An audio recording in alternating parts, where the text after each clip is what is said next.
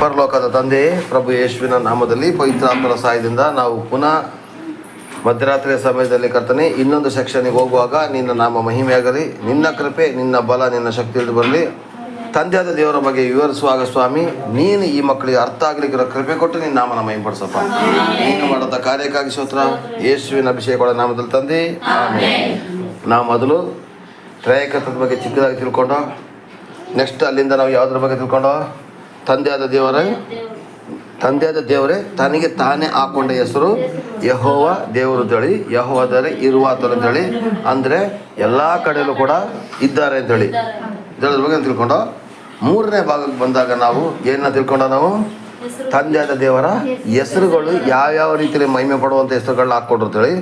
ಈಗ ನಾಲ್ಕನೇದಾಗಿ ನಾವು ತಿಳ್ಕೊಳ್ತೀವಿ, ಹಳೆಯ ಒಡಂಬಡಿಕೆಯಲ್ಲಿ ತಂದೆಯಾದ ದೇವರಿಗೆ ಅಷ್ಟೆಲ್ಲ ಹೆಸರುಗಳಿತ್ತು, ಯೆಹೋವ ಅಂತಿತ್ತು.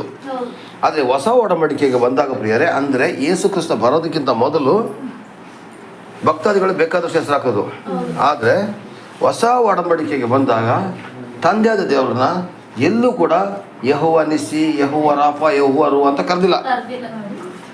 ಯಾಕಂದರೆ ಬೈಬಲ್ ಓದೋರಿಗೆ ಅದ್ರ ಬಗ್ಗೆ ಗೊತ್ತಾಗ್ತದೆ. ಹೊಸ ಒಡಂಬಡಿಕೆಗೆ ಬಂದಾಗ ಅಂದರೆ ಯೇಸು ಕ್ರಿಸ್ತ ಸಾಯೋದಕ್ಕಿಂತ ಮೊದಲು ಅವರಿಗೆ ದೇವರಾಗಿತ್ತು.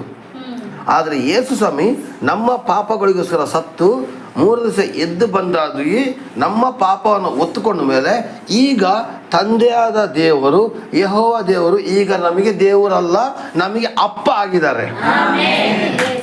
ಯಾರಾಗಿದ್ದಾರೆ? ಅಪ್ಪ ಆಗಿದ್ದಾರೆ, ತಂದೆ ಆಗಿದ್ದಾರೆ. ದೇವರು ಅಂತಂದರೆ ಎಲ್ಲೋ ಒಂದು ಕಡೆ ಡಿಸ್ಟೆನ್ಸ್ ಇರ್ತದೆ, ಆದರೆ ತಂದೆ ಅಥವಾ ಅಪ್ಪ ಆದರೆ ನಮಗೆ ಇನ್ನೂ ಅನ್ಯೋನ್ಯತೆ ಇರ್ತದೆ. ಅದಕ್ಕೆ ನಾವು ತಂದೆಯಾದ ದೇವರೇ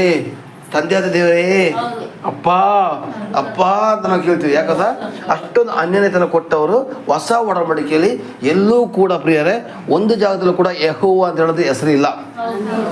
ಯಾಕಿಲ್ಲ ಅಂದರೆ ಯೆಹೋವ ಅಂತ ಹೇಳೋದು ಹಳೆ ಒಡಂಬಡಿಕೆಗೆ ಹೋಯ್ತು. ಹೊಸ ಒಡಂಬಡಿಕೆ ಬಂದಾಗ ನಿಮ್ಗೆ ಅವ್ರ ಅಪ್ಪ ತಂದೆ ಆಗ್ಬಿಟ್ರು. ಈಗ ನಿಮ್ಮ ಅಪ್ಪನ ಹೆಸರನ್ನ ನಿಂಗರಾಜ್, ನಿಮ್ಮ ಅಪ್ಪನ ಹೆಸರು ಏನಪ್ಪ? ಓ ಮಾದೇವ ಸ್ವಾಮಿ ಅಂತ ಕರಿತೀಯಾ? ಕರೆಯೋದಿಲ್ಲ ತಾನೆ.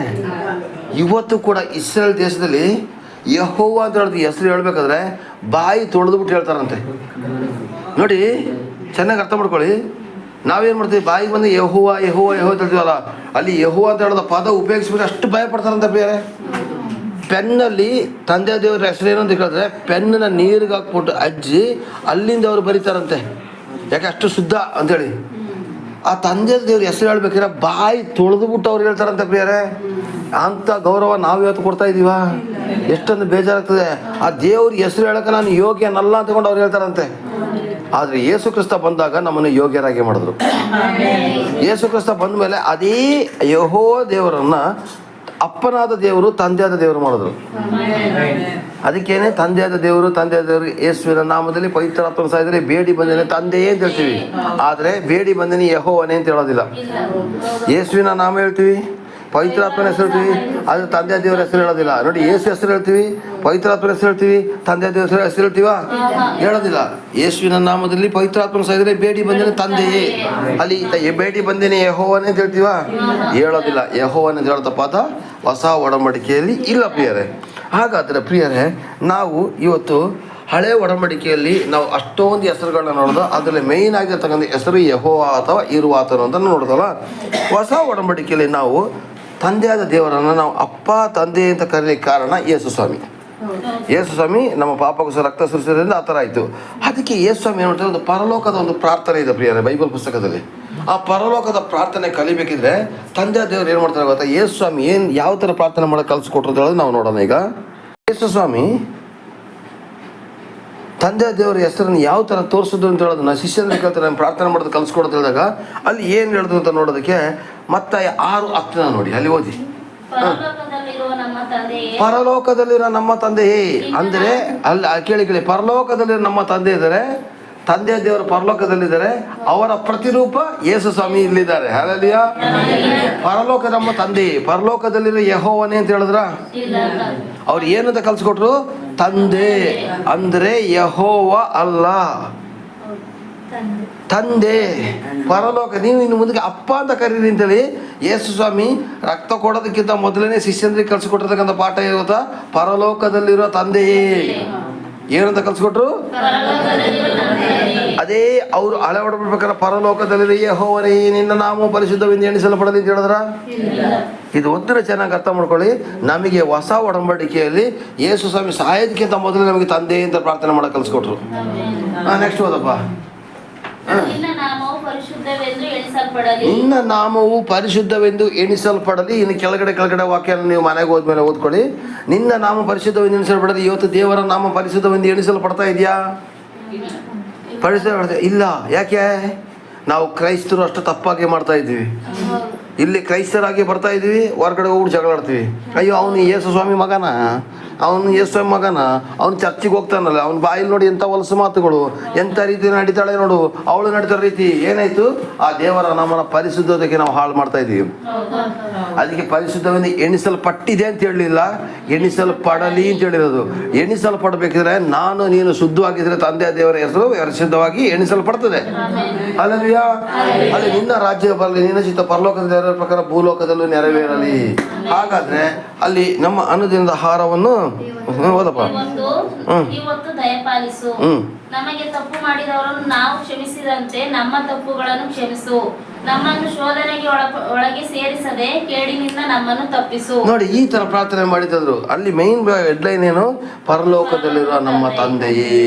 ಹಾಗಾದ್ರೆ ಯೇಸು ಸ್ವಾಮಿ ಇನ್ನೂ ಶಿಲುಬೆಗೆ ಹೋಗಿಲ್ಲ, ಇನ್ನೂ ಸತ್ತಿಲ್ಲ, ಆದರೂ ಕೂಡ ಅವರು ಹೇಳಿಕೊಟ್ಟಂತ ಮಾತು ಪರಲೋಕದ ತಂದೆಯೇ. ಹಾಗಾದ್ರೆ ನಮಗೆ ಯಾರಾಗಿದ್ದಾರೆ? ತಂದೆಯಾದ ದೇವರಾಗಿದ್ದಾರೆ. ಅದಕ್ಕೇನೆ ನಾವು ಪ್ರಾರ್ಥನೆ ಮಾಡೋದು ಕೊನೆಯಲ್ಲೂ ಕೂಡ ಯೇಸುವಿನ ನಾಮದಲ್ಲೂ ಪವಿತ್ರಾತ್ಮನ ಸಹಾಯದಲ್ಲೂ ಬೇಡಿ ಹೊಂದಿದ್ದೇನೆ ತಂದೆಯೇ ಇರೋದು. ಇದು ಪವಿತ್ರಾತ್ಮನ ತುಂಬ ಪಾಸ್ಟರ್ಗಳು ಬಿಟ್ಬಿಡ್ತಾರೆ. ಯೇಸು ನಾಮದಲ್ಲಿ ಬೇಡಿ ಬಂದ ತಂದೆಯೇ ಅಂತ ಹೇಳ್ಬಿಡ್ತಾರೆ. ಪವಿತ್ರಾತ್ಮನ ಹೆಸರನ್ನು ಸೇರಿಸ್ಬೇಕಲ್ಲಿ. ಹಲ್ಲೆಲೂಯಾ ಇರಲಿ. ಹಾಗಾದ್ರೆ ಯಾವ ಥರ ನೋಡಿ, ಯೇಸು ಸ್ವಾಮಿ ಮೂಲಕ ನಾವು ತಂದೆ ಅಥವಾ ಅಪ್ಪ ಅಂತ ಕರೆಯಂಗಾಯ್ತು. ಆದರೆ ನೀನು ಅಪ್ಪ ತಂದೆ ಅಂತ ಕರಿಬೇಕಾದ್ರೆ ನೀನು ಮಕ್ಕಳಾಗಿರ್ಬೇಕು. ಮಕ್ಕಳಾಗಿದ್ದಕ್ಕೆ ಸಾಕ್ಷಿ ಅಂತ ಹೇಳಿ ಯೋಹಾನ 1:12 ಓದಿ. ಯೋಹಾನ 1:12.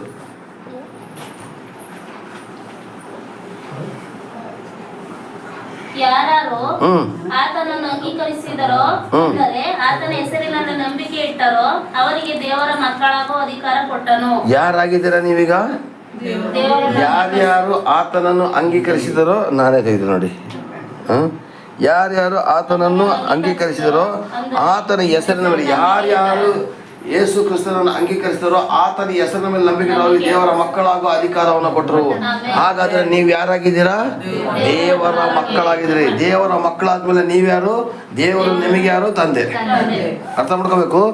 ಯಾರೆಲ್ಲ ಯೇಸು ಸ್ವಾಮಿನ ಸ್ವೀಕಾರ ಮಾಡಿದ್ರೆ ಇಲ್ಲಿ ಮಾಡಿದ್ರೆ ತಾನೆ? ಯಾರ್ಯಾರು ಅವ್ರನ್ನ ಅಂಗೀಕರಿಸಿದ್ದೀರಾ? ಅವ್ರು ಎಲ್ಲರೂ ಕೂಡ ದೇವ್ರ ಮಕ್ಕಳೇ. ಇದೊಂದು ಅರ್ಥ ಮಾಡ್ಕೊಳ್ಳಿ ಪ್ರಿಯರೇ. ನೀವು ಶರೀರ ಸಂಬಂಧದಲ್ಲಿ ನಿಮ್ಮ ಅಪ್ಪ ಅಮ್ಮನ ಮಕ್ಕಳಾಗಿದ್ರು ಕೂಡ ಅಂಗೀಕರಿಸ ಸ್ವೀಕಾರ. ದೀಕ್ಷಾಸ್ನಾನ ಅವಶ್ಯಕತೆ ಇಲ್ಲ ಇಲ್ಲಿ. ನಿಜ, ವೆರಿ ಗುಡ್, ಒಳ್ಳೆ ಪ್ರಶ್ನೆ. ದೀಕ್ಷಾಸ್ನಾನದ ಅವಶ್ಯಕತೆ ಇಲ್ಲ ಮಗಳೇ. ದೇವ್ರ ಮಕ್ಕಳಾಗಬೇಕಿದ್ರೆ ದೀಕ್ಷಾಸ್ನಾನದ ಅವಶ್ಯಕತೆ ಇಲ್ಲ. ಅದು ದೀಕ್ಷಾಸ್ನಾನ ತಗೊಳ್ಳೇಬೇಕು, ಕಂಪಲ್ಸರಿ ಆರ್ಡ್ರು. ಬಟ್ ದೀಕ್ಷಾಸ್ನಾನ ತಗೊಳ್ಳೋದೇ ಇದ್ರು ಕೂಡ ನೀವು ಯಾವಾಗ ಯೇಸು ಕ್ರಿಸ್ತನನ್ನು ಮಾತ್ರ ಆರಾಧನೆ ಮಾಡ್ತೀರೋ ತಕ್ಷಣವೇ ನೀವು ದೇವರ ಮಕ್ಕಳಾಗ್ತೀರಾ. ಯಾಕೆಂದರೆ ಅವರೇ ನಿಮ್ಮ ಪಾಪಕ್ಕೋಸ್ಕರ ಸತ್ತು 3 ದಿವಸ ಎದ್ದು ಬಂದ ಕಾರಣಕ್ಕೋಸ್ಕರ ಅವ್ರನ್ನ ನಂಬುದ್ರೆ ಸಾಕು, ತಂದೆಯ ದೇವರನ್ನ ನಂಬುದಾಗೆ. ಯಾರ್ಯಾರು ಆತನನ್ನು ಅಂಗೀಕರಿಸಿದಾರೋ ಆತನ ಹೆಸರಿನ ಮೇಲೆ ನಂಬಿಕೆ ಇಟ್ಟರೆ ಅವರಿಗೆ ದೇವರ ಮಕ್ಕಳಾಗೋ ಅಧಿಕಾರ ಕೊಟ್ಟರು. ಹಾಗೆ ದೇವರ ಮಕ್ಕಳು ನೀವು ಯಾರು ಪ್ರಿಯರೇ?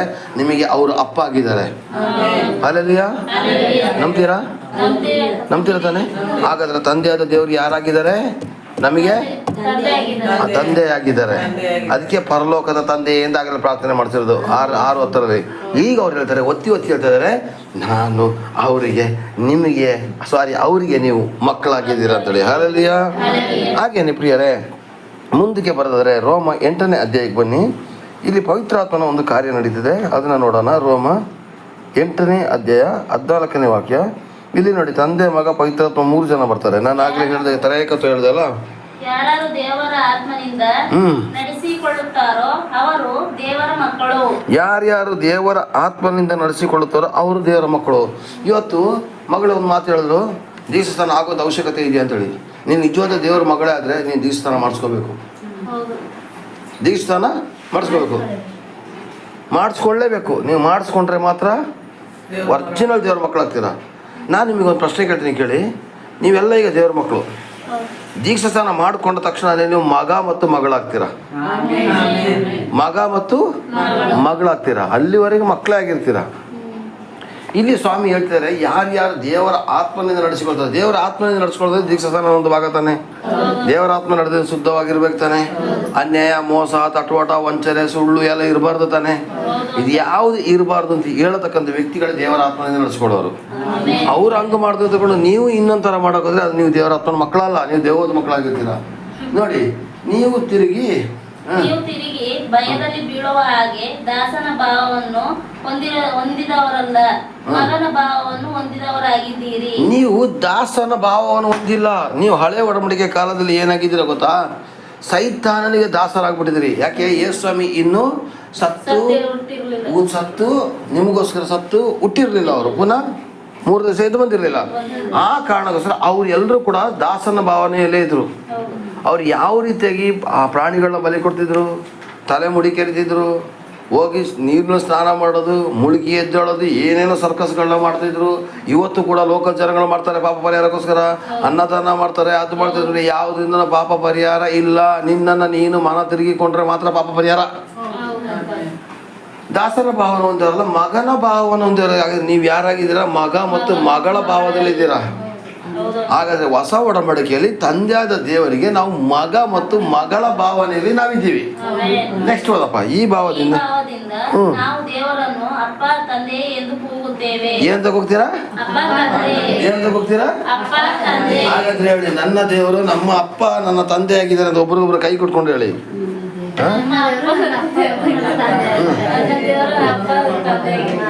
ಸೋದರಪ್ಪ, ನಮ್ಮ ದೇವರು ಅಪ್ಪ ಮತ್ತು ತಂದೆಯಾಗಿದ್ದಾರೆ. Hallelujah, hallelujah. ಎಂತ ಭಾಗ್ಯ ಅಲ್ಲ ಪ್ರಿಯರೇ. ಯಾವುದಾದ್ರೂ ದೇವರು ನನ್ನ ಮಗ ಅಂತ ಕರೀತಾರ? ನೀ ಕಾಸು ಕೊಡು, ಅಲ್ಲಿಂದ ಹೋಗು ಅಷ್ಟೇ. ನೀ ಅರಕೆ ತೀರಿಸಿಲ್ಲ ಅಂತ ರಾತ್ರಿ ಕನ್ಸಲ್ಲಾದ್ರೂ ಬಂದು ಉಚ್ಚರಿಸ್ತದೆ. ಆದರೆ ನಮ್ಮ ದೇವರು ಆ ಥರ ಅಲ್ಲ. ನಿನ್ನ ಅರಕೆಗೆ ಒಪ್ಕೊಳ್ಳೋದಿಲ್ಲ, ನಿನ್ನ ಕಾಣಿಕೆಗೆ ಇಷ್ಟಪಡೋದಿಲ್ಲ ಅವರು. ಅವರಿಗೆ ಬೇಕಾಗಿರೋ ಕಾಣಿಕೆ ಯಾರು ಗೊತ್ತಾ? ನೀನೇ ನಿನ್ನನ್ನು ಅಪರಿಸು. ಅಲ್ಲಲ್ಲಿಯ ನೀನೇ ಇವತ್ತು ನಿನ್ನ ಕಾಣಿಕೆನ ಅವ್ರು ಇಷ್ಟಪಡೋದಿಲ್ಲ. ಅಲ್ಲಲ್ಲಿಯ ಪ್ರೈಸ್ ಲಾರ್ಡ್. ನೋಡಿ, ಆ ಒಂದು ದೇವರ ಆ ಭಾವದಿಂದ ನಾವು ದೇವರು ಏನು ಮಾಡ್ತೀವಿ? ಅಪ್ಪ ತಂದೆ ಅಂತ ಹೋಗ್ತೀವಿ. ಯಾಕತ್ತ? ಆ ಸೈತಾನನ ದಾಸೋಹದಿಂದ ನಮ್ಮನ್ನ ತೆಗೆದು ಹಾಕಿ ಆಯ್ತು. ಸಿಲುಬೆಯಲ್ಲಿ ಮರಣ ಹೊಂದಿ ಸೈತಾನ ತಲೆನೇ ಜಡ್ಜಾಯ್ತು. ಜಡ್ಜಾದ್ಮೇಲೆ ಇನ್ನು ಯಾಕಪ್ಪ ನೀವು ಸೈತಾನ ದಾಸರಾಗ್ತೀರಾ?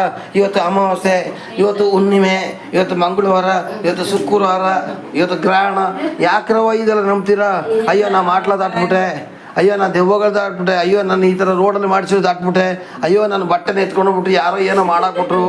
ಯಾಕೆ ಭಯ ಪಡ್ತೀರಾ? ಭಯ ಪಡಬೇಡಿ. ಯಾಕೊತ್ತಾ? ನಿಮ್ಮ ತಂದೆ ಸಾಮಾನ್ಯದವನಲ್ಲ. ನಿಮ್ಮ ತಂದೆ ಎಲ್ ಶಡೈ ಆಗಿದ್ದಾರೆ, ಸರ್ವಶಕ್ತನಾದ ದೇವರಾಗಿದ್ದಾರೆ. ನಿಮ್ಮ ತಂದೆ ಸೇನಾಧೀಶ್ವರನಾಗಿದ್ದಾರೆ. ನಿನ್ನ ವಿರುದ್ಧವಾಗಿ ಬರ್ತಕ್ಕಂಥ ಎಲ್ಲ ಶಕ್ತಿಗಳ ವಿರುದ್ಧವಾಗಿ ನನ್ನ ದೇವರು ಹೋರಾಟ ಮಾಡಿ ನೀನು ಜಯ ಕೊಡ್ತಾರ ಬೇರೆ. ಒಬ್ಬ ತಂದೆ, ಲೋಕದ ತಂದೆ, ಇವತ್ತು ಮಗುವಿನ ಚಿರತೆ ಒಂದು ಹಿಡಿಯಕ್ಕೆ ಬಂದಿದ್ದಾರೆ. ಆ ಚಿರತೆಯನ್ನು ಮಗುನ ತಿಂದು ಬರ್ತದೆ, ತನ್ನ ಪ್ರಾಣವನ್ನು ಕೊಟ್ಟು ಮಗುನ ರಕ್ಷಣೆ ಮಾಡ್ತಾನೆ. ಆಗ ಲೋಕದ ತಂದೆನೇ ಅಷ್ಟು ಮಾಡುವಿಲ್ಲ, ಪರಲೋಕದ ತಂದೆ ಏನು ಮಾಡ್ಬೋದು ನೀವು ಲೆಕ್ಕ ಹಾಕಿ. ನಿನ್ನ ಕುಟುಂಬವನ್ನು ಕಾಪಾಡಲಿಕ್ಕಿರೋ ಶಕ್ತಿ ನನ್ನ ದೇವರಿಗಿದೆ. ಅರ್ಥ ಆಗ್ತಾ ಇದೆಯಾ? ಗ್ಯಾರಂಟಿ ತಾನೆ, ಗ್ಯಾರಂಟಿ ತಾನೆ. ನೋಡಿ, ಅವ್ರ ಲಂಗನ ಎತ್ಕೊಂಡ್ಬಿಟ್ರದೆ ಮಾಟ್ಲ ಮಾಡಕ್ಕೆ. ಲಂಗನ ಎತ್ಕೊಂಡ್ಬಿಟ್ರದೆ. ನಿಮ್ಮ ಮನೇದು ಏನವ ಎತ್ಕೊಂಡೋಗಿದ್ದು ಲಕ್ಷ್ಮಿ? ನೈಟಿ ಎತ್ಕೊಂಡೋದ್ರ? ನಿಮ್ಮ ಮನೇದು ಏನವ? ನೋಡಿ, ನೈಟಿ ಲಂಗನೇ ಎತ್ಕೊಂಡೋಗಿ ಮಾಟ್ಲ ಮಾಡಿಸಿದ್ದಾರೆ. ಆದ್ರೆ ಯೇಸು ಸ್ವಾಮಿ ಮುಂದೆ ಯಾವ ಮಾಟ್ಲ ಕೂಟ್ಲ ಅಂತ ಶಕ್ತಿಯನ್ನು ನಿಲ್ಲೋದಿಲ್ಲ. ಅಲ್ಲೆಲ್ಲೂಯಾ. ಸೈತಾನ ನಮ್ಮ ಕಾಲ ಕೆಳಗೆ, ಸೈತಾನ ನಮ್ಮ ಕಾಲ ಕೆಳಗೆ, ಯೇಸುವಿನ ಮಕ್ಕಳು ನಾವು ಎಂದೆಂದು ನಲಿಯುವೆವು. ಓಹೋ, ಯೇಸುವಿನ ಮಕ್ಕಳು ನಾವು ಎಂದೆಂದು ನಲಿಯುವೆವು. ನಮಗೆ ದುರಾದ ಮಾಟವಿಲ್ಲ, ಶಕುನವು ಒಂದು ಇಲ್ಲ. ನಮಗೆ ದುರಾದ ಮಾಟ ಆಟವಿಲ್ಲ, ಶಕುನವು ಒಂದು ಇಲ್ಲ. ಸೈತಾನ ನಮ್ಮ ಕಾಲ ಕೆಳಗೆ, ಸೈತಾನ ನಮ್ಮ ಕಾಲ ಕೆಳಗೆ. ಹಿಂಗೆ ಹೇಳ್ತೀರಾ, ಆದ್ರೆ ಮನೆಗೆ ಹೋದ್ಮೇಲೆ ಸೈತಾನ ಕಂಡ್ರೆ ಭಯ ಪಡ್ತೀರಾ. ಹಾಲೆಲೂಯ. ನೀವು ಪಡೋದಿಲ್ಲ. ಇಲ್ಲೊಂದು 3-4 ಜನ ಕಳ್ಳರು ಇದ್ದಾರೆ ಭಯ ಪಡೋರು. ಹಿಂಗಾಗೋಯ್ತು ಹಂಗಾಗೋಯ್ತು. ಯಾಕೆ ಭಯ ಪಡ್ತೀರಾ? ನಿಮ್ಮ ಅಪ್ಪ ಭೂಮಿ ಆಕಾಶಗಳನ್ನ ಉಂಟು ಮಾಡೋದನ್ನು ಕಣ್ರಿ. ಇವತ್ತಿದ್ದು ನಾಳೆ ಸಾಯ ಮಂತ್ರವಾದಿ ಮಾಡ್ತಾ ಮಾಟ್ಲಕ್ಕೆ ಯಾಕೆ ಭಯ ಪಡ್ತೀರಾ? ಇವತ್ತಿದ್ದು ನಾಳೆ ಸಾಯ ಪ್ರಾಣಿಗಳನ್ನ ಯಾಕೆ ಪೂಜೆ ಮಾಡಕ್ ಹೋಗ್ತೀರಾ? ಇವತ್ತಿದ್ದು ನಾಳೆ ಬಿದ್ದೋಗತ್ತ ಮರನ ಯಾಕೆ ಪೂಜೆ ಮಾಡ್ತೀರಾ? ನಿನ್ನ ದೇವರು ನಿನ್ನ ಒಳಗಡೆ ಇದ್ದಾರೆ, ನಿನ್ನ ಆತ್ಮ ಸ್ವರೂಪನ ದೇವರು ನಿನ್ನ ಒಳಗಡೆ ಇದ್ದಾರೆ. ಸಾಯುವಲ್ಲಿವರೆಗೆ ಅವನನ್ನೇ ಸ್ತುತಿಸಿ. Hallelujah, hallelujah. ಇಲ್ಲಿ ನೋಡಿ, ತಿರುಗಿ ಬಾಯಲ್ಲಿ ದಾಸ ಭಾವನ ಮಗನ ಭಾವನ ಆ ಭಾವನೆ ದೇವರನ್ನ ಅಪ್ಪ ತಂದೆ ಅಂತ ಹೋಗ್ತೇವೆ. ನಾವು ದೇವರ ಮಕ್ಕಳಾಗಿದ್ದೇವೆ ಎಂಬುದಕ್ಕೆ ಪವಿತ್ರಾತ್ಮನೇ ನಮ್ಮ ಆತ್ಮದೊಂದಿಗೆ ಸಾಕ್ಷಿ ಹೇಳುತ್ತಾನೆ. ಇಲ್ಲಿ ಯಾರೆಲ್ಲ ಬಂದ್ರು, ತಂದೆ ಮಗ ಪವಿತ್ರಾತ್ಮ 3 ಜನ ಬಂದ್ಬಿಡ್ರಿ. ಇದೇ ತ್ರೈಕತ್ವ. ಅರ್ಥ ಆಯ್ತಾ? ಇದ್ರ ಬಗ್ಗೆ ನಾನು ಎಲ್ಲೆಲ್ಲಿ ತ್ರೈಕದ ಬಗ್ಗೆ ವಾಕ್ಯ ಇದೆ ಅದೆಲ್ಲ ಕೊಡ್ತೀನಿ ಪ್ರಿಯರೇ. ನನಗೆ ಸಮಯಾವಕಾಶ ಕೊಡಿ. ಇಲ್ಲಿ ಏನ್ ಬಂದಿದೆ, ಈ ಭಾವದಿಂದಲೇ ನಾವು ಅಪ್ಪ ತಂದೆ ಬಂದು ಈ ದೇವರ ಮಕ್ಕಳಾಗಿದೆ. ಪವಿತ್ರಾತ್ಮ ನಮ್ಮ ಆತ್ಮದಲ್ಲಿ ಸಾಕ್ಷಿಯಾಗಿದೆ. ಮಕ್ಕಳಾಗಿದ್ದರೆ ನಾವು ಬಾಧ್ಯರಾಗಿದೆ. ದೇವರಿಗೆ ಬಾಧ್ಯರು, ಕ್ರಿಸ್ತನ ಬಾಧ್ಯರು. ಹೇಗೆಂದರೆ ಕ್ರಿಸ್ತನ ಸಮಯದ ಬಾಧೆಗಳಲ್ಲಿ ನಾವು ಪಾಲುದಾರರಾಗಿದ್ರೆ ಆತನ ಮಹಿಮೆಯಲ್ಲೂ ಪಾಲುದಾರರಾಗಿರುವು. ಹಾಗಾದ್ರೆ ಕ್ರಿಸ್ತನ ಸಂಭವಿಸಿದಂಥ ಬಾಧೆಗಳು ನಿಮಗೆ ಬಂದು ಹೋಗ್ಲೇಬೇಕು. ಇವತ್ತೇನು ಗೊತ್ತಾ, ಯೇಸು ಸ್ವಾಮಿ ಕೊಟ್ಟಾಗ ಸೋತ್ರಂ ಸೋತ್ರಂ ಸೋತ್ರಂ ಸೋತ್ರಂ ಸೋತ್ರಂ, ಚಿಕ್ಕದಾಗ ಶೋಧನೆ ಬಂದರೆ ಆಯ್ತು ಮಲಮೂತ್ರಂ ಮಲಮೂತ್ರಂ ಮಲಮೂತ್ರಂ. ಯಾಕಪ್ಪ? ಯಾಕೆ? ಒಂದು ವಿಷಯ ಚೆನ್ನಾಗಿ ನೆನ್ಪಿಟ್ಕೊಳ್ಳಿ ಪ್ರಿಯರೇ, ಶೋಧನೆ ಬಂದಾಗಲೂ ಯೇಸು ನಾಮ ಹೇಳಿ, ಕಷ್ಟದಲ್ಲಿ ಯೇಸು ನಾಮ ಹೇಳಿ, ದುಃಖದಲ್ಲಿ ಯೇಸು ನಾಮ ಹೇಳಿ. ಇದಕ್ಕಿದ್ದಾನೆ ಸೈತಾನ ನಿಮ್ಮ ಮನೇನ ಬಿಟ್ಟು ಹೋಗ್ತಾನೆ. ಬೇಕು ಅಂತ ಪರೀಕ್ಷೆ ಮಾಡೋಕ್ಕೋಸ್ಕರ ನಿಮ್ಮ ಮನೆಗೆ ಶೋಧನೆ ತರ್ತಾನೆ. ನಾವು ಬೇಕು ಬೇಕು ಅಂತ ಮಾಡ್ಕೊಳ್ಳೋದ ತಪ್ಪು. ಆದರೆ ಬೇಕು ಅಂದರೆ ಸೈತಾನ ಶೋಧನೆ ತಂದಾಗ ಅದನ್ನು ದಾಟಿ ಹೋಗ್ಲಿಕ್ಕೆ ನೀವು ಪ್ರಯತ್ನ ಪಡಿ. ಯೇಸುವಿನ ಅಭಿಷೇಕ ಅವಳ ನಾಮದಲ್ಲಿ ಸೈತಾನ ಶಕ್ತಿಗಳೇ ಯೇಸು ನಾಮದಲ್ಲಿ ಬಿಟ್ಟು ತೊಲಗು ಅಂತೇಳಿ. ಯಾಕಂತ ನಿಮ್ಮ ಅಪ್ಪ ಸರ್ವಶಕ್ತ. ನಿಮ್ಮ ಅಪ್ಪ ಹೋರಾಟ ಮಾಡಿ ಜಯಗಳಿಸ್ತಾರೆ. ವಿಮೋಚನೆ ಕಾಂಡ 14:14 ಬರ್ತದೆ, ನೀನಂತೂ ಸುಮ್ಮನಿರು, ನಾನು ನಿನಗೋಸ್ಕರ ಯುದ್ಧ ಮಾಡ್ತೀನಿ ಅಂತೇಳಿ. ನೀವು ಬರೀ ಪ್ರಾರ್ಥನೆ ಮಾಡ್ತಾ ಕೂತ್ಕೊಳ್ಳಿ, ದೇವರು ಕಾರ್ಯ ಮಾಡ್ತಾರೆ. ಲೋಕದಲ್ಲಿ ಹಂಗಲ್ಲ, ನಾವೇ ಹೊಡೆದಾಡಬೇಕು. ಈಗ ನಾವು ಹೊಡೆದಾಡೋದು ಬೇಡ, ದೇವರೇ ಅಂತೇಳಿ ಅವನ ತಿದ್ದಕ್ಕೆ ಪ್ರಯತ್ನ ಮಾಡ್ತಾರೆ ದೇವರು. ಆದರೂ ತಿದ್ದುಕೊಳ್ಳಿಲ್ಲ, ಅವನಿಗೆ ಏಟು ಗ್ಯಾರಂಟಿ ಕೊಡ್ತಾರೆ. ಅಲ್ಲಲ್ಲಿಯ ಗ್ಯಾರಂಟಿ ಏಟ್ ಕೊಡ್ತಾರೆ. ಅದಕ್ಕೋಸ್ಕರ ನಾನು ಹೇಳ್ತಾ ಇದ್ದೀನಿ, ಅಪ್ಪ ತಂದೆ ಅಂತ ಕರೆಯುವಂಥ ಭಾಗ್ಯನ ನಮ್ಗೆ ಯಾರು ಕೊಟ್ಟಿದ್ದಾರೆ? ಪವಿತ್ರ ಆತ್ಮರು ಕೊಟ್ಟಿದ್ದಾರೆ. ಯಾರ ಮೂಲಕ? ಯೇಸುವಿನ ನಾಮದ ಮೂಲಕ. Hallelujah, hallelujah. ಅವರು ದೈವತ್ವದಲ್ಲಿ ಒಂದೇ ಆಗಿದ್ದಾರೆ ಅಂತ ಸಾಕ್ಷಿ ಇದ್ದೇನೆ. ತಂದೆಯ ದೇವರು, ಪವಿತ್ರಾತ್ಮ, ಯೇಸುದು ಒಂದೇ ಎಂಟ್ರೆನ್ಸ್ ಏನು? ಅಪ್ಪ ತಂದೆ ಅಂತ ನಾವು ಕರಿಬೇಕು ಅಷ್ಟೇ. ಹಲ್ಲೆಲೂಯ. ಹಾಗಾದ್ರೆ ನಮ್ಮ ದೇವ್ರು ಎಂತ ಒಳ್ಳೆ ದೇವ್ರು ಲೆಕ್ಕ ಹಾಕಿ. ಎಷ್ಟು ಒಳ್ಳೆ ದೇವ್ರು ಅಂತ. ಹಲ್ಲೆಲೂಯ. ಹಾಗಾದ್ರೆ ಪ್ರಿಯರೇ, ನಾವು ಈಗ ತಿಳ್ಕೊಂಡಿರ್ತಕ್ಕಂಥ ವಿಷಯ ಏನಂತಂದ್ರೆ, ನಮ್ಮ ದೇವರು ಅಪ್ಪ ತಂದೆ ಆಗಿದ್ದಾರೆ. ಹಲ್ಲೆಲೂಯ. ಚೆನ್ನಾಗಿ ಕೇಳಿಸ್ಕೊಳ್ಳಿ ಪ್ರಿಯರೇ, 1 ನಿಮಿಷ ಕೇಳಿಸ್ಕೊಳ್ಳಿ. ಈಗ ನನಗೆ ತುಂಬ ಜನ ಪಾಸ್ಟರ್ಗಳು ಬೈತಾ ಇದ್ದಾರೆ. ಏನಂತ ಗೊತ್ತಾ? ನೀವು ಪಾಸ್ಟರ್ ಅಂತ ಕರ್ಸ್ಕೊಳ್ತಾ ಇಲ್ಲ, ಬರೀ ಅಂಕಲ್ ಅಣ್ಣ ಅಂತ ಕರ್ಸ್ಕೊಳ್ತೀರಾ ಅಂತೇಳಿ. ನಮ್ಮ ಸಭೆಯವರಿಗೂ ಕೂಡ ತುಂಬ ಜನಕ್ಕೆ ಬೋಧನೆ ಮಾಡಿದ್ದಾರೆ ನಮ್ಮ ಪಾಸ್ಟರ್ಗಳು, ಬೇರೆಯವ್ರು ಬಂದ್ಬಿಟ್ಟು, ನಿಮ್ಮ ಪಾಸ್ಟರ್ ನೀವು ಅಂಕಲ್ ಅಂತ ಕರೀತಾರೆ ಹಂಗೆ ಅಂತೇಳಿ. ನಾನು ಹೇಳ್ತಾ ಇದ್ದೀನಿ, ಪಾಸ್ಟ್ರೇ ಅಂತ ಕರೆದ್ರೆ ನಾನು ಎಲ್ಲೋ ಒಂದು ಕಡೆ ನಿಮ್ಗಿಂತ ಸ್ವಲ್ಪ ದೂರ ಆಗ್ತೀನಿ ಇಲ್ವೋ? ಅದೇ ಅಂಕಲ್ ಅಣ್ಣ ಅಂತ ಕರೆದ್ರೆ ನಾನು ನಿಮ್ಮ ಕುಟುಂಬ ಆಗ್ತೀನಿ ಇಲ್ವೋ? ಈಗ ನಿಮ್ಗೆ ಅಂಕಲ್ ಅಣ್ಣ ಬೇಕೋ ಅಥವಾ ಪಾಸ್ಟರ್ ಬೇಕೋ?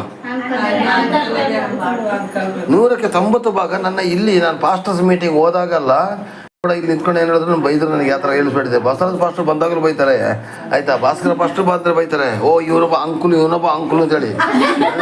ಅಲ್ಲಲ್ಲಿ ನಾನು ಕೇಳ್ತಾ ಇರೋದು, ಪಾಸ್ಟ್ರೇ ಅಂತ ಕರೆದಾಗ ಪದವಿ ಸಿಗ್ತದೆ ನಿಜ, ಪಾಸ್ಟ್ರು ಒಂದು ಪದವಿ ಅಷ್ಟೇ.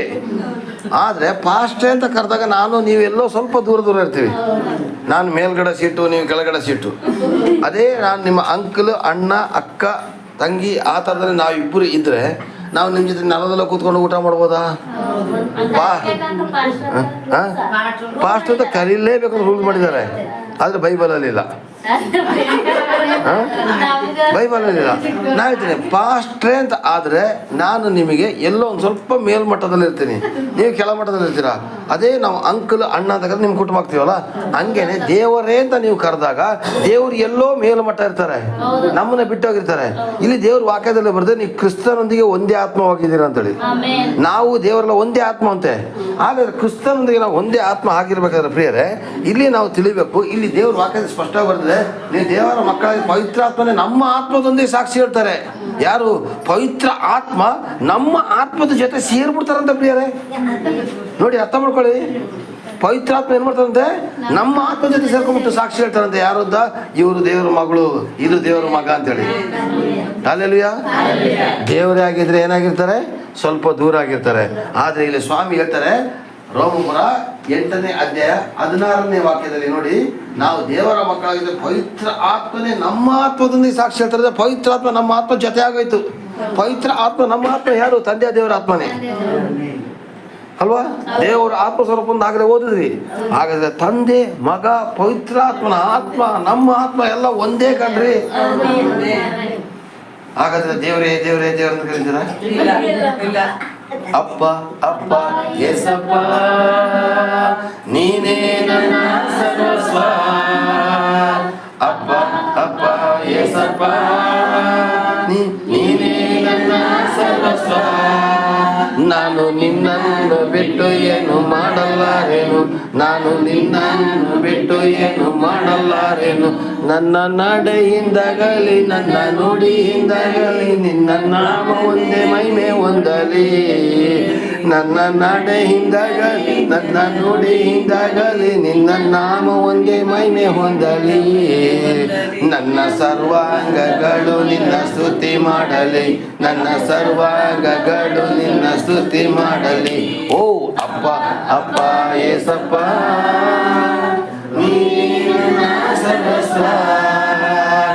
ಅಪ್ಪ ಅಪ್ಪ ಏಸಪ್ಪ ನೀನೇ ನನ್ನ ಸರ್ವಸ್ವ. ಸಾಕು. ಆಗ ಯೇಸು ಸ್ವಾಮಿ ದೇವರೇ, ತಂದೆ ದೇವರು ದೇವರೇ, ಪವಿತ್ರಾತ್ಮ ದೇವರೇ. ಆದರೆ ಅದೇ ದೇವರು ಇವತ್ತು ನಮಗೆ ಅಪ್ಪ ಆಗಿದ್ದಾರೆ. ಅಪ್ಪ ಅಂದ್ರೆ ಇನ್ನೂ ಅನ್ಯತೆ ಬಂದ್ಬಿಡ್ತು ಅಲ್ವಾ? ನೀವು ಪಾಸ್ಟ್ರೇ ಅಂತ ಕರೆದಾಗ ನಾ ಎಲ್ಲೋ ಮೇಲೆ ಇರ್ತೀನಿ, ಆದರೆ ಅಂಕಲ್ ಅಂತ ಕರೆದಾಗ ನಾನು ಜೊತೆ ಆಗ್ತೀನಲ್ಲ, ಅದೇ ಥರದಲ್ಲಿ ದೇವರೇ ಅಂತ ಕರೆದಾಗ ಎಲ್ಲೋ ಸ್ವಲ್ಪ ದೂರ ಇಟ್ಟಂಗೆ ಇಲ್ಲ. ನಮಗೆ ಅಪ್ಪ ಆಗಿದ್ದಾರೆ, ನಾವು ಮಕ್ಕಳಾಗಿದ್ದೀವಿ. ಇದಕ್ಕಿಂತ ಭಾಗ್ಯ ನಮ್ಗೆ ಬೇಕಾ? ಹಾಗಾದರೆ ನಾವು ಕಣ್ಣು ಮುಚ್ಚಿ ಪ್ರಾರ್ಥನೆ ಮಾಡೋಣ. ಪರಲೋಕದ ತಂದೆ, ಪ್ರಭು ಯೇಸುವಿನ ನಾಮದಲ್ಲಿ ಪವಿತ್ರಾತ್ಮರ ಸಹಾಯದಿಂದ ಸ್ವಾಮಿ ಅಪ್ಪ ತಂದೆ ಅಂತ ಕರೆಯುವಂಥ ಭಾಗ್ಯವನ್ನು ನಮಗೆ ಕೊಟ್ಟಿದೆಯಲ್ಲಪ್ಪ, ಸ್ತೋತ್ರ. ಅಪ್ಪ, ನೀನು ನಾವು ಪಾಪಿಗಳಾಗಿದ್ರು ಕೂಡ ನಮ್ಮ ಕೈಯಿಂದ ಅಪ್ಪ ಅಂತ ಕರೆಸ್ಕೊಳಕ್ಕೆ ಆಸೆ ಪಡ್ತೀಯಪ್ಪ. ನಾವು ತಪ್ಪು ಮಾಡಿದ್ದೀವಿ ಸ್ವಾಮಿ, ಈಗಲೂ ತಪ್ಪು ಮಾಡ್ತಿದ್ವಿ ಸ್ವಾಮಿ. ದೀಕ್ಷಾ ಸ್ನಾನ ತಗೊಂಡ್ರು ತಪ್ಪು ಮಾಡ್ತಿದ್ವಿ ಸ್ವಾಮಿ, ದೇವ್ರ ಮಕ್ಕಳಾದ್ಮೇಲೂ ತಪ್ಪು ಮಾಡ್ತಿದ್ವಿ ಸ್ವಾಮಿ, ನಿನ್ನ ವಾಕ್ಯ ತಿಳಿದ್ರು ತಪ್ಪು ಮಾಡ್ತೀವಿ ಸ್ವಾಮಿ. ಆದರೂ ನೀ ನಮ್ಮನ್ನ ಮಕ್ಕಳೇ ಅಂತ ಕರಿತಿದ್ಯಪ್ಪ. ಇಂಥ ಒಳ್ಳೆ ದೇವರು ಸಿಕ್ಕಿದಾಗ ಹಾಗೆ ಸ್ತೋತ್ರಪ್ಪ. ಅಪ್ಪ, ನಾನು ಇನ್ನ ಮರೆಯೋದಿಲ್ಲ ಸ್ವಾಮಿ. ನನ್ನ ತಪ್ಪುಗಳನ್ನೆಲ್ಲ ಮನ್ನಿಸು ಸ್ವಾಮಿ. ನಿನ್ನ ರಾಜ್ಯದ ಮಹಿಮೆಗಾಗಿ ನಾನು ಉಪಯೋಗಿಸು. ಯೇಸುವಿನ ಅಭಿಷೇಕವುಳ್ಳ ನಾಮದಲ್ಲಿ ಪವಿತ್ರಾತ್ಮರ ಸಹಾಯದಲ್ಲಿ ಬೇಡಿ ಹೊಂದಿದ್ದೇನೆ ತಂದೆ. ಆಮೇನ್ ಆಮೇನ್ ಆಮೇನ್.